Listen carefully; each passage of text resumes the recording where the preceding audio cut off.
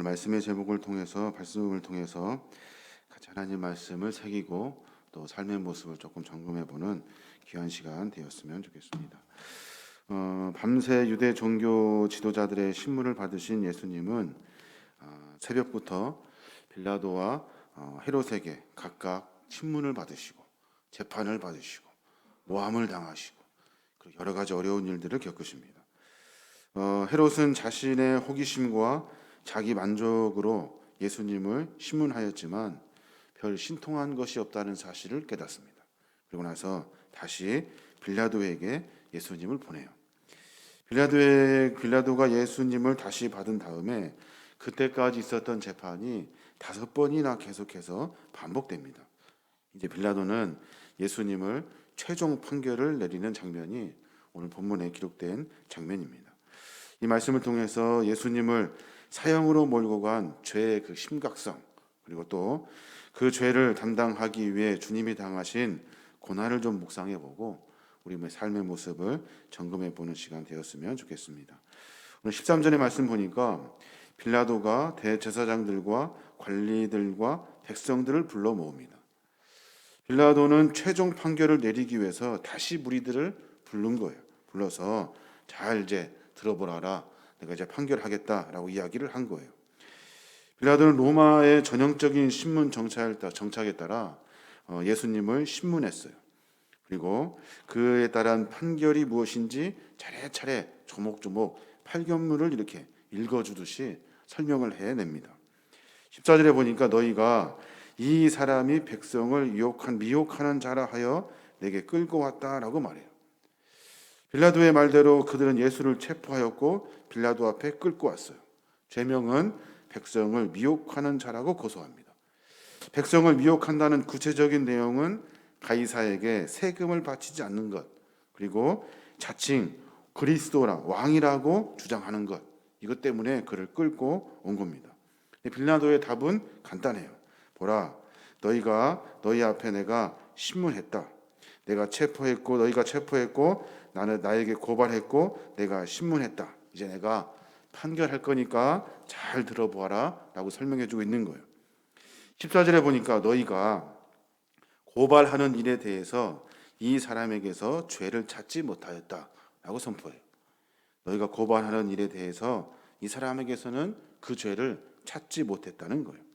백성을 미혹하는 일을 하지 않았고 세금을 반대하지 않았고 스스로 왕이 되어서 황제를 반역하는 일이 없었다는 거예요.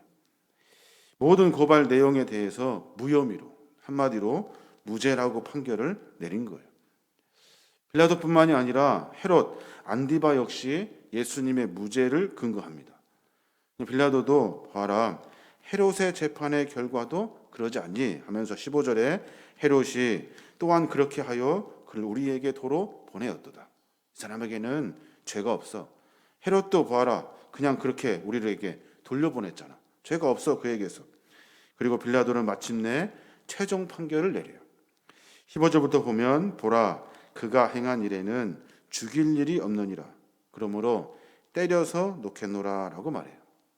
죽일 일이 아니라 이거는 때려서 놓겠다라고 말해요. 죄가 없는데 왜 때리는 거예요? 죄가 없는데 도대체 왜 태형을 선고하고 있는 거예요? 빌라도는 지금 사람들 눈치를 보고 있습니다. 사람들 봤을 때 예수님이 매맞을 짓을 한 일이 없어요. 죄가 없다고 선포하고 이제 풀어주면 돼. 그런데 매질을 합니다. 왜냐하면 예수님을 고발한 사람들의 마음을 사기 위해서 그래요. 빌라도는 늘 자기가 생각하는 것이 있는데 그것이 뭐냐면 사람들의 눈치를 보며 일한다는 거예요. 사람들의 눈치를 보면서 무엇이 옳은지 무엇이 그른지 판결하지 못한다는 거예요. 죽일 만한 죄 없으니 법대로 죄수를 놓아주면 될 일인데 그 죄를 없으니까 그냥 놓아주면 되는데 그를 데려다가 사람들 보는 앞에서 그 마음을 시원하게 하려고 매질을 실컷 합니다. 빌라도가 백성을 두려워하는 데는 그럴 만한 이유가 있죠. 그 이유가 뭐예요? 그 로마가 엄청난 땅을 차지하고 영토를 차지하면서 피정복 국가를 다스리기 위해서 빌라도와 같은 총독을 각 지역마다 세웠습니다. 로마 황제가 가장 요구하는 것은 뭐예요? 지역의 치안과 평안을 하는 거예요. 그리고 또 세금을 제때제때 잘 내는 거예요. 그 안에서 밀란이 일어나고 시끄러운 소리가 들리면, 반역이 일어났다는 소리가 들리면 배정된 총독은 황제의 눈밖에 나버리고 결국에는 그 자리에서 내려오게 됩니다. 빌라도도 여러 차례 예루살렘에서 소동을 일으켰어요. 이제 역사서에 보니까 수도 사업을 하기 위해서 성전의 금고를 사용합니다. 그때 유대인들이 굉장히 반란을 일으키죠. 또 황제의 초상을 그려진 군기를 가지고 예루살렘 성으로 들어갑니다. 그 성전에 들어가요. 그때도 역시 유대인들의 엄청난 농성을 모두가 다 하게 되는 거예요. 또 성경에서도 나오는 사건인데 하나님께 제물을 바치던 자들을 그 자리에서 빌라도가 그냥 죽여버려요. 그러니까 유대인들이 모두가 다 반기를 들면서 소리를 막 질러요. 소동이 한두 번 있었던 것이 아니에요. 근데 오늘 보니까 많은 사람들이 어떤 한 사람을 데리고 와서 그때와 같은 그 소동을 또 벌이려고 하는 거예요. 그러니까 그 사람들 눈치를 보지 않을 수가 없는 거예요. 자기 자리를 위협하는 사람들, 그 사람들이 두려운 거죠. 백성들은 그 빌라도의 판결에 반기를 듭니다. 18절에 뭐라고 이야기해요? 우리가 일제히 소리질러 이르되 이 사람을 없이 하고 바라바를 우리에게 놓아주소서 하니, 이 바라바는 성중에서 일어난 밀란과 살인으로 말미암아 옥에 갇힌 자라라 라고 선포해요. 그 사람 죽이십시오. 그리고 우리에게 대신 바나바를 주십시오. 백성들이 일제히 또다시 소리를 지르는 거예요. 모두가 다 한마음 한뜻이 되어가지고 예수를 죽이고 바나바를 놓아주라고 요구하고 있는 거예요. 바나바가 누구예요? 오늘 말씀처럼 밀란을 꾸미고 밀란 중에 살인하고 체포해서 옥에 갇힌 죄수예요. 죽을 사람은 누구예요? 그 사람이에요. 정치범은 누구예요? 그 사람이에요. 그런데 예수를 죽이라고 모든 사람들이 소리를 지르고 있는 거예요. 참 이상한 일입니다. 빌라도는 예수를 고발하여 넘긴 사람들은 대제사장이라고 생각했어요. 근데 가만히 보니까 대제사장들이 아니라 백성들이, 그의 수많은 백성들이, 많은 사람들이 예수를 죽이려 한다고 생각한 거예요. 그들이 소리를 질러요. 예수를 죽이라고. 그들이 모두가 다 막 소리를 지르며 외쳐요. 예수를 없이고 바나바를 우리에게 내어주십시오. 그 백성들이 누구예요? 불과 며칠 전에 종려나무 가지를 흔들며 주님을 향하여 호산나 외쳤던 사람들이에요. 근데 그 사람들이 마음이 완전히 싹 돌아섰어요. 돌아서서 예수를 죽이라고 선포하고 있습니다. 마태는 그 이유를 이렇게 설명해요. 마태복음 27장 20절에 보면 대제사장들과 장로들이 무리를 권하여 바나바를 달라하게 하고 예수를 죽이자 하게 하였더니라 라고 말해요. 그러니까 무리들에게 권하였대요. 무리들을 설득했대요. 무리들에게 말했대요. 그랬더니 그 무지한 무리들이 그 마음이 싹 돌아선 거예요. 백성들은 그 대제사장의 말을 듣고 그대로 따라갑니다. 예레미야서에 보면 자기 백성들의 상태를 예레미야는 그렇게 말해요. 예레미야 4장 22절에 보면 내 백성은 나를 알지 못하는 어리석은 자요, 지각이 없는 미련한 자식이더라. 악을 행하기에는 지각이 있으나 선을 행하기에는 무지하도다라고 말해요. 유대 종교 지도자들은 들끓는 시기심으로 예수님을 넘겨주고 예수님을 죽이려 합니다. 빌라도는 사람을 두려워하는 마음 때문에 그 판결을 굽혀버려요. 판결을 꺾어요. 이스라엘 백성들은 얼마나 무지한지, 무엇이 하나님의 뜻인지 알아보지도 못하고 설득하는 말에 다 넘어가 버립니다. 베드로서에 보면, 사도행전 3장에 보면 베드로가 그렇게 이야기를 해요. 너희가 그를 넘겨주고 빌라도가 놓아주기로 결의한 것을 너희가 그 앞에서 거부하였으니 너희가 거룩하고 의로운 일을 거부하고 도리어 살인한 사람을 놓아주기를 구하여 생명의 주를 죽였도다라고 선포해요. 그러니까 너희들 그를 넘겨주고 빌라도가 놓아주려고 했는데 다시 잡아다가 예수를 죽였다는 거예요. 형제들아, 너희가 알지 못하여서 그리하였으며 너희 관리들도 그러한 줄을 아노라. 그러므로 너희가 회개하고 돌이켜 너희 죄 없이 함을 받으라 라고 선포해요. 그러나 여러분, 백성은 얼마나 무지한지 의로운 예수님을 죽입니다. 살인자를 놓아 주기를 일제히 소리질러야 하는데 생명의 주이신 예수 그리스도, 자신들을 구원할 메시아를 죽이기로 작정하는 거예요. 한번 생각해 봐야 되는데 우리에게도 이런 죄들이 있습니다. 어떤 죄입니까?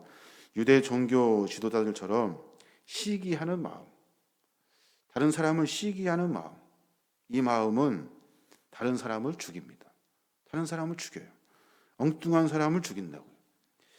빌라도처럼 사람을 두려워하는 마음으로 매 순간 살아가면 사람 눈치를 보는 것 때문에 다른 억울한 사람이 죽게 됩니다. 우리도 그런 경우 있잖아요. 이스라엘 백성처럼 하나님을 알지 못하고 무엇이 선인지 분간하지 못하는 그 무지함이 운연중에 다른 많은 이들을 죽이게 되는 거예요. 이러한 죄는 반드시 회개하고 돌이켜야 된다는 것이 베드로 선생님의 가르침이에요. 예수님의 가르침이에요. 많은 믿음의 선배들의 가르침이에요. 시기하는 죄가 남을 죽인다니까요. 남을 미워하는 마음이 그 사람을 죽이는 거예요. 다른 사람 눈치 보며 판결한 이들은 다른 사람을 죽이게 되어 있어요. 이스라엘 백성들처럼 알지 못하는 무지함이 다른 이들을 죽음으로 몰아가는 거예요. 백성들이 도대체 원하는 것이 뭘까요? 백성들이 원하는 것, 때려서 놓겠다고 해도 만족하지 못하고 바나바와 예수 중에 둘 중을 하나 택하라고 했더니 바나바를 택하고, 우리는 이 예수에게 도대체 어떻게 하기를 원하는 것일까요? 그 사람들은 참 잔인한 사람들이에요. 그 백성들은 참 무지한 사람들이에요. 뭐라고 말하냐면 20절에 보니까 빌라도는 예수를 놓고자 하여 다시 그들에게 말하되 그들은 소리질러 이르되 그를 십자가에 못 박게 하소서. 십자가에 못 박게 하소서. 며칠 전까지 종려나무 가지를 흔들었던 그들, 그러니까 어떤 옛날 과거에 예수님과 함께 동행하면서 살아가면서 수없이 예수님에게 많은 은혜를 받았던 사람들, 그 사람들이 그 마음이 완전히 뒤돌아선 거예요. 예수님에게 내리고 싶었던 판결이 바로 십자가형이었던 거예요. 십자가형. 왜 그럴까요? 왜 십자가형일까요? 십자가형은 다른 그 형벌에 비해서 아주 잔인하고 고통의 시간이 길고 그 방법 정말 수치스럽고 모욕적입니다. 그래서 로마 시민들은 사형 선고를 받더라도 십자가형은 받지 않아요. 근데 예수를 십자가에 매달아 놓고 모욕적으로 죽여줘야, 그래야만이 그를 따르는 사람이 없을 것이라고 생각한 거예요. 그러니까 대제사장들이 백성들에게 그렇게 현혹을 시킨 거예요. 십자가에 못 박으자. 죄도 없는 사람을 십자가에 못 박아서 모든 사람들이 보는 앞에서 그는 메시아가 아니라고 알려주자라고 이야기를 한 거예요. 시기와 비방, 사람을 두려워하고 하나님의 법을 무시하고 무지한 그 사람들이 이상한 엉뚱한 사람들로 하여금 죽이게 하는 거예요. 예수님은 그래서 억울하게 사람들에 의해서 죽임을 당하는 정말로 안타까운 일을 겪게 되신 거예요. 바울은 그 일을 그렇게 말해요. 갈라디아 3장 13절에 보면 그리스도께서 우리를 위해 십자가에 달려 저주를 받으심으로 우리를 율법의 저주에서 구해 주셨습니다.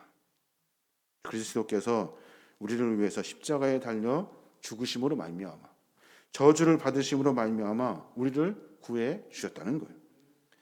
요한복음 3장 16절의 말씀, 하나님이 세상을 이처럼 사랑하사 독생자를 주셨으니 이는 그를 믿는 자마다 멸망하지 않고 영생을 얻게 하려 하심이라.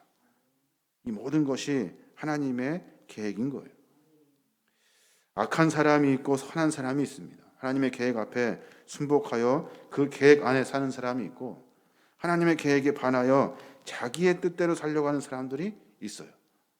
우리의 모습 가운데 하나님의 뜻대로 살아갈 수 있도록 삶의 모습을 점검해야 하는 거예요. 대제사장, 서기관, 바리새인들 것처럼 남을 미워하는 마음이 있으면 우리는 그를 예수님을 죽이듯이 죽이고 있는 거예요. 다른 사람 눈치 보며 미온적이면서 관심 없어 하는 정의가 무엇인지, 옳은 것이 무엇인지, 선이 무엇인지에 대해서 고민하지 않는다면 우리는 그 일 때문에 다른 사람을 죽이고 있는 거예요. 이스라엘 백성들처럼 하나님을 바로 알지 못하여 아무것도 몰라 무지함을 자랑하듯이 소리를 지르고 선동적인 행동을 한다면 그것은 다른 이들을 죽음으로 몰고 가는 일들을 하고 있는 거예요. 빌라도가 또다시 예수를 끌고 그들 앞에 세웁니다.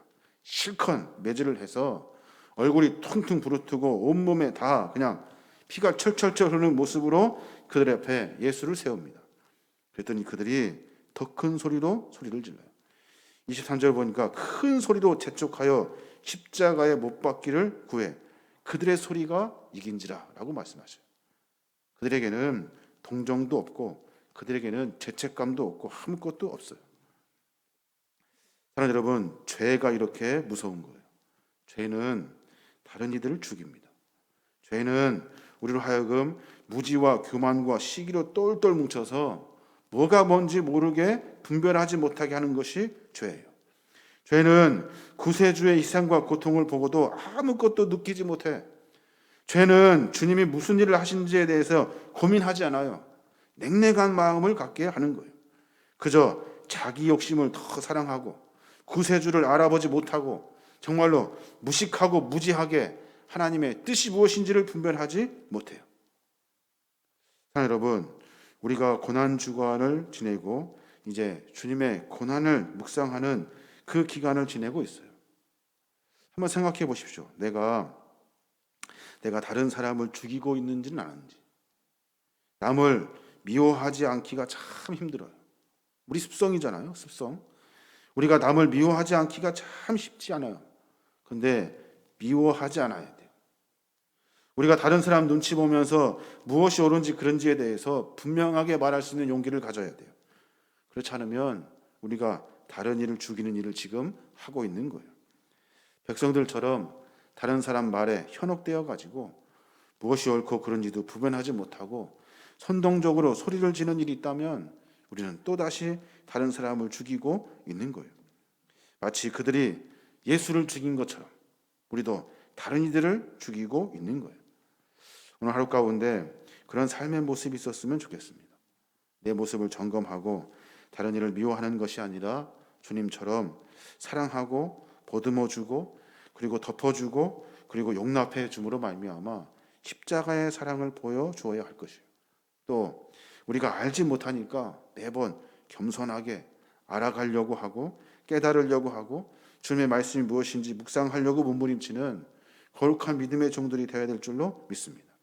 그리고 매 순간순간마다 다른 이를 죽음으로 몰고 가는 것이 아니라 예수님처럼 다른 이들을 생명으로 삶으로 밀고 갈 수 있는 저와 여러분이 되시길 주님의 이름으로 축원합니다.